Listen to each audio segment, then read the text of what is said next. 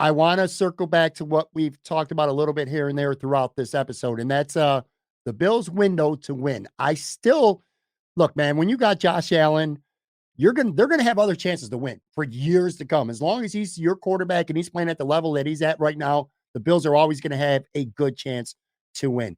But for me, this might have been their best chance to win because you had a severely flawed Kansas City Chiefs team. Okay, they're a good team, but they were flawed, and you have you had a home game awaiting you 13 seconds away against the Cincinnati Bengals, a good team, but a team that to me this is as far as they're getting for right now.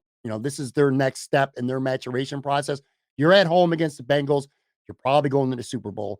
And then in the Super Bowl, the Rams and 49ers are two good teams, but you're not going to see Tom Brady and you're not going to see Aaron Rodgers. For me, this felt like the year where the Bills should win. And again, they're going to have other chances, but maybe not none greater than this. Next year, you're going to have the Bengals are going to be more experienced. They're going to be better for this playoff run, whether they win or lose in Kansas City. You got the Chiefs who are right there. You got the teams like Lamar Jackson will be back. Baltimore was decimated by injuries this year. You got to expect Cleveland to be better. They got a great roster. Maybe they make a change at quarterback. The Patriots are making a little bit of noise. Justin Herbert's a really good quarterback. Aaron Rodgers might end up in Denver. This conference is completely loaded, man. It is loaded. And so that's the football competitive aspect, even going into next year. This is why I'm saying, man, all you got to do, you had 13 seconds left and then the Bengals at home to get to the Super Bowl. I don't think it could get handed to you much better than that. So now you go to the next year and you look at the salary cap situation and they're all right. I mean, Josh Allen's cap goes up to 16 next year, 16 million. That's not terrible. It's not terrible, but beyond that, man, and there's not a lot of like high priority free agents to worry about this upcoming offseason. You got Levi Wallace, Harrison Phillips. I think they'll want to resign him. Then a bunch of guys that they might not even want back anyway. Guys like Hughes and Obata and Addison and Manuel Sanders, Mitch Trubisky and such. However, man, after next year, Josh Allen's contract cap hit goes up to 40 million, and they got free agents that'll be coming up in 2 years, like Jordan Poyer and Dawson Knox and Devin Singletary and Tremaine Edmonds, not to mention Ryan Bates. So this is coming up in 2 years with Josh Allen's cap going from 16 to $40 million or just under 40 million. The window will be there as long as Josh is playing at a high level, but they're the best chance that they have to win is, well, I thought it was this year, quite frankly, and maybe next year. It's going to get harder to keep this core in place if that's what they want to do and they want to keep adding. The time is now, man, and this was a big missed opportunity, big time.